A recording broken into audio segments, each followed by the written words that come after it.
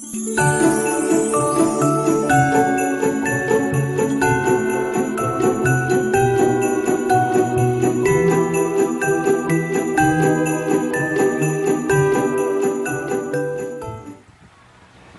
mga tatak inato. So, are you feeling the Christmas vibe? Yes, we better do. It's already September, and as early as September here in the Philippines, we already celebrate Christmas. So, the first recipe I'm gonna release to you right now is the hamonada. This has been a family tradition for how many years already? Ever since I was young, we never miss having a monada every Christmas. So I'm sharing this recipe to you as early as September para makapractice na tayo. And then everything will be perfect by Christmas then. So we start by marinating yung this is the pig's feet or yung paa ng baboy. It's not really just the feet itself, but also including the legs. So what I ask our butcher is pinalinis ko na to. So I cut actually the pig's feet, and then pinatanggal ko na din yung nails, and then tapos I've cut it into fewer pieces. So yung favorite part ng dad ko is yung pig's feet. So, yung paa naman is still a whole because it still looks really good with the whole leg on it. So, if you can have like the front part, much better kasi mas malambot yan. So, I just marinated this with soy sauce. I prefer the brand Camel kasi it has the caramelized color. So, with the caramel color, you just really have to stay there for about 5 to 10 minutes, and then pwede mo na to iprito.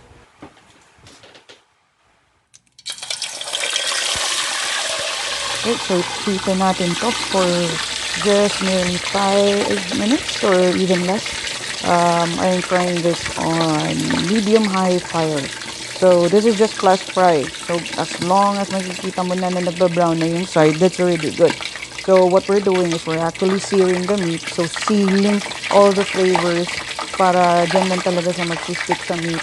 And then plus we're also browning it kasi mas maganda talaga and mas festive talaga tignan yung reddish na color ng reddish or brownish color ng meat. So ayan, ipa-flash fry ko lang tong meat natin. So just be careful kasi nag-splatter talaga yan.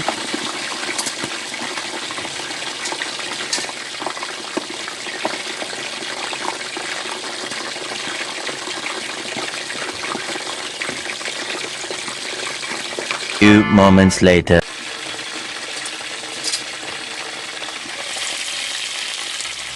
So let's go ahead and try to flip it.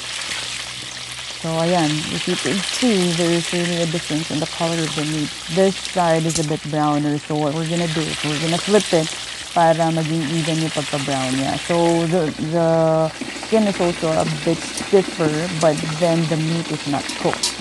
So what we're just actually doing is really just browning the meat. And you can just continue doing this with the other meat parts as well. Inuna ko lang talaga yung paa na part.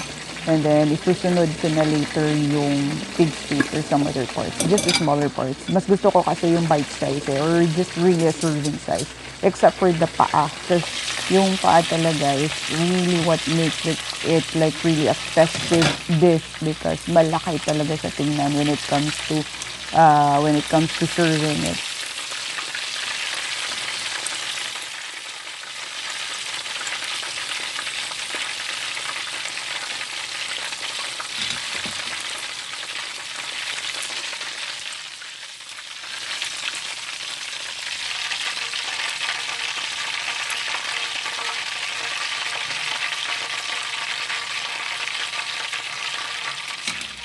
Sunod na natin yung mga parts ng pig's feet. So, yung favorite part ng dad ko. So, the reason why I usually ask the butcher to cut it is because kung nandyan kasi siya sa malaking serving plate, tapos whole siya with the leg, it's actually very messy when you're trying to pull it around. So, para save na lahat sa hassle, I asked the butcher actually to cut it. So, yun pa rin. We're just actually doing a flash fry. And then, After that, we will try to assemble para gagawin na natin yung pinaka-base ng soup niya that will eventually become a sauce.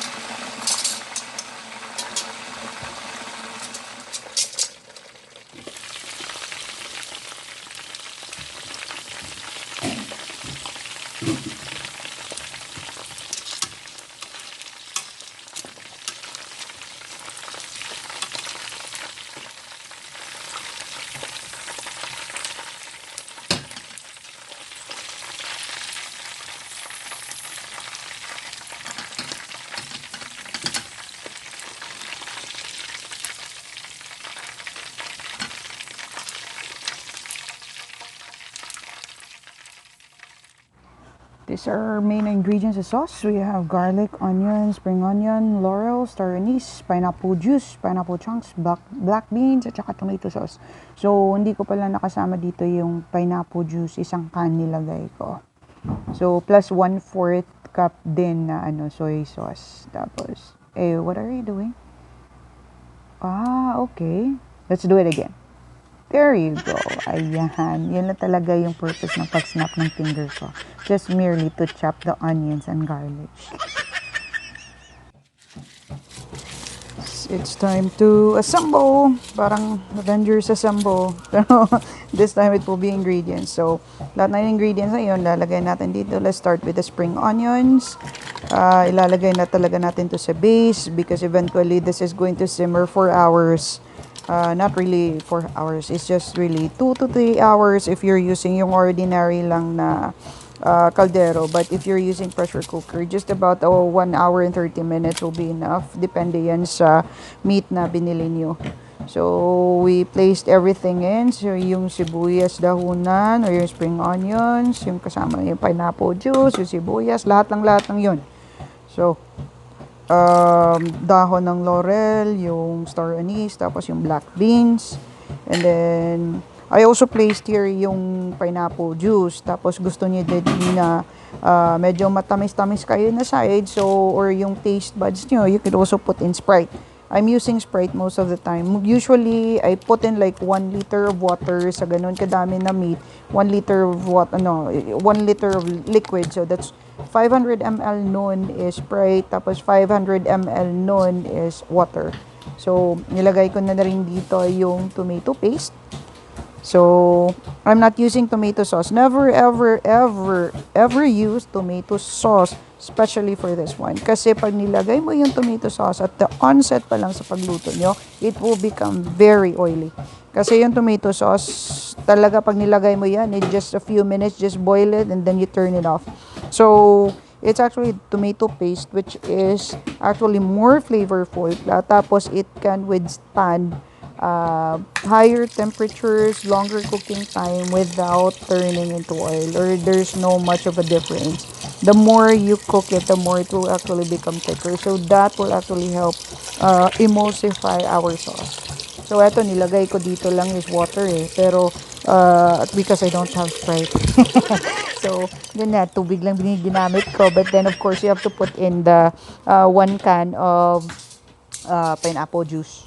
Hindi yung malaki maliit lang, yung parang serving size lang, yung parang 8 ounce lang yata yun So after that, we also placed here our meat na. So yun talaga pag-assemble. So dapat lahat ng mga spices natin, it would be under the pan. Kasi once we put in the meat, it will cook for a very long time. We're gonna simmer this on low heat. Low heat. So allow the flavors to steep in on low heat. So that's actually yun talaga yung nagpapasarap sa hamonada. Yung parang with love mo talaga siyang hihintayin. Yun talaga yun. That's why Christmas would always be special because you actually leave that cooking and doing its thing. Wala kang ginawa kundi just merely to assemble and then give it all you've got and tapos let time do the cooking. After 1 hour ko siyang pinakulo sa pressure cooker, this is how it looks. So, pinaran ko na lang siya ng running water to ease off the pressure. And then, I'm going to boil this for the next 30 minutes without using the pressure cooker. I wanted to reduce the sauce naturally kasi mas masarap talaga siya if it's gonna be reduced naturally. Yung talagang nag-evaporate at saka nagtitiken niya yung sauce niya. For those using the ordinary pan, you could boil or simmer in low fire for about 2 to 3 hours. Hindi ako bumababa ng 2 hours. Because that will be the time na talagang malambot yung meat natin. Yung talagang fork tender. The moment that you strike it with a fork, yun talaga nagsisplit yung meat niya. That is when the hamonada is really tasty. At saka yung meat niya nag-help na din sa pag-thicken ng sauce. Here's our finished product. So if you like this video, smash on that like button, follow us on Facebook, and also subscribe on our YouTube channel. Merry Christmas sa inyo lahat!